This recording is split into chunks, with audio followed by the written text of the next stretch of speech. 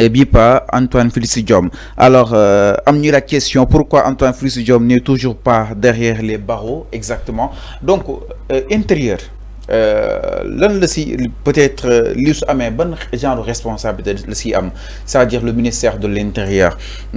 Parce que si, sûrement, dañ leen tudd rek, mais quand même, ful bi su gën a su jaxasoo yu nekk mun na xew concrètement donc la nga yaakaar ni waxuñu Antoine la waxuñu ñum àndal la waaye lii ministère de l'Intérieur su xewee yu mel ni Sénégal wala kon ak fépp mun a xew ban rôle la si war a mën a jouer.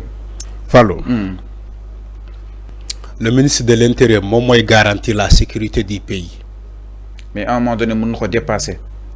Le ministre de l'Intérieur. mooy garantir la sécurité du pays. ok. Sécurité du pays xam nga lan mooy sécurité. moom mooy koy garantir. dans toutes les frontières du Sénégal. maintien de l'ordre ministre de l'Intérieur moo koy garantir. On parle pas du ministre des Forces armées. Mon armée est la on parle du ministre de l'Intérieur.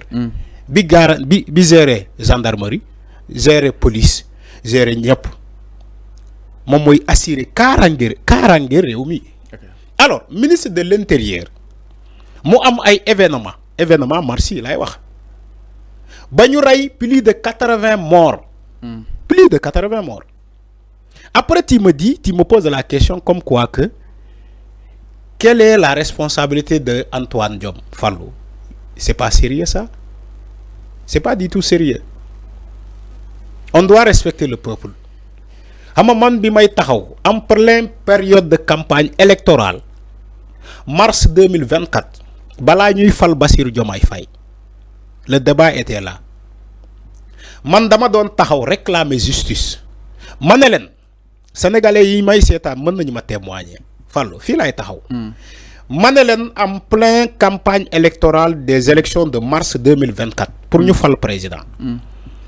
Mané sénégalais yi dans un pays normal boobu fekkee na sa Antoine Diome tas na Pastef tas na lépp. Manelen dans un pays normal Antoine Diome doit rendre compte.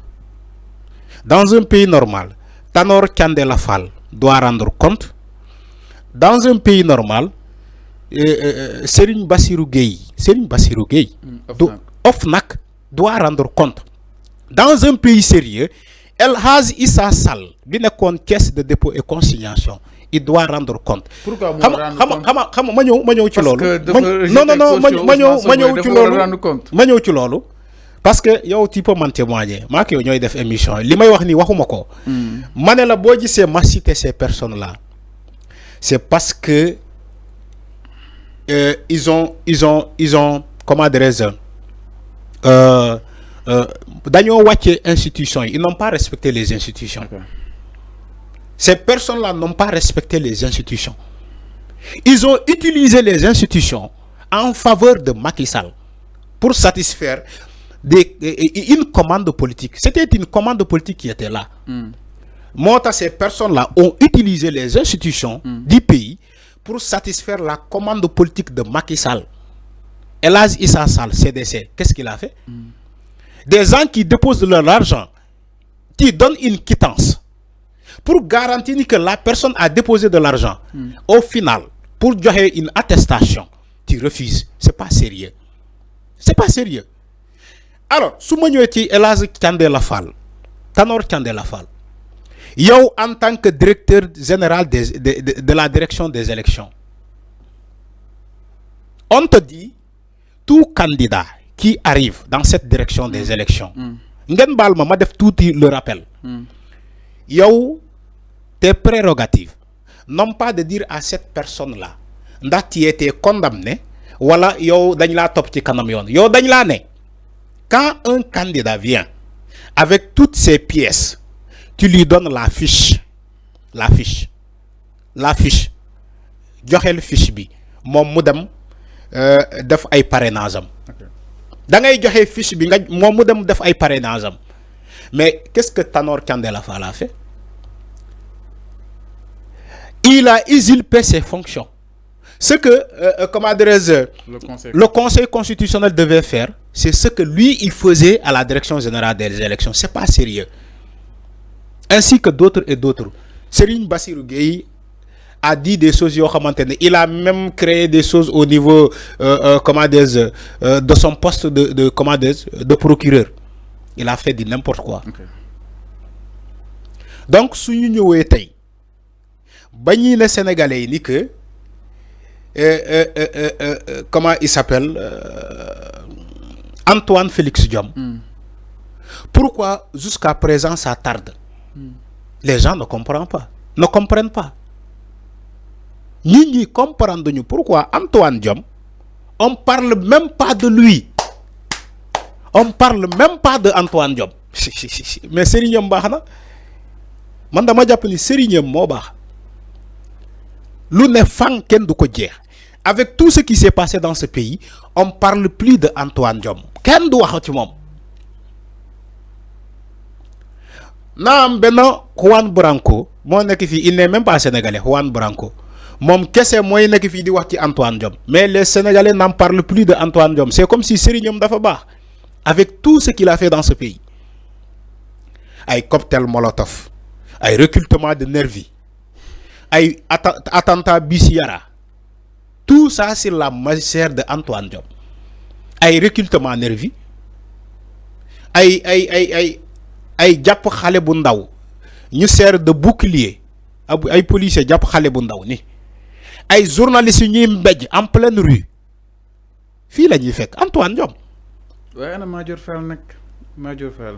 Et maintenant on parle plus de lui. Major Fall né gisul xalé bi japp en bouclier après manifestation. Image ba ngi ni. Yow dama né régie mën nga ñu may image. Wa légui Major Fall bu waxé lolu luñ ci ba. Major kay ñom ñoo doy war rek. Mais lolu moy problème bi. Après ce dossier là ça tarde, on nous dit ouais lentement et sûrement. Fofu lay tejé. D'accord, on attend lentement et sûrement. Ce qui est sûr, si ce dossier-là n'est pas réglé avant 2029, ça va faire très mal. Ça va faire très mal. Parce que l'essence, c'est urgence. Mais dossier, c'est urgent. Urgence, c'est dossier. Okay. Tu vois des gens commencer à manifester. Mais régler le dossier. Alors Nous avons manifesté, les familles des victimes, nous avons manifesté. Il faut régler ce dossier-là. Ouais, il a 2029, ça sera très difficile. Alors, bien signal, si lolo. Alors, avant, aussi, que les responsabilités sont partagées un peu partout par rapport à lui. Aujourd'hui, on nous parle exactement, comme plus sur les familles de ces détenus qui pointent du doigt qui n'a jamais comme comme ay kilifa fan leen daal di tollu sen convocation. La réaction du ministre que ni d'autosuppression, enfin, c'est-à-dire dafa bëgg lépp leer. Est-ce que tamit mun nañ ministre bi concrètement enfin nit ñi duñ ko jéem a comprendre. Arrestation wala kon dem convoquer nit wala kon. Non taxaw nii yëf yi day leer tey rek mënul nekk parce que lépp dara gaawul. parce que justice dafa am temps ak suñu temps. Ministre bi dafa juum. Ministre bi dafa juum. Yow buñ la nommé ministre c'est pour que tu vis avec la pression. Même le président de la République qui a été élu au suffrage universel, il est sous pression. C'est le peuple qui lui met la pression. Mais quand tu vois un ministre, il te dit que mandoma doit pression. Donc non, il y a un problème. Il y a un problème. Je n'ai rien contre le ministre. Mais un ministre qui dit que mandoma doit pression, dossier bi, lentement et sûrement, je ne sais pas quoi. Dans le ministre de communication, un ministre qui a été nommé, c'est pour que nous subir pression. Ouais, il a quitté tes fonctions, rendre le tablier, tu t'en vas.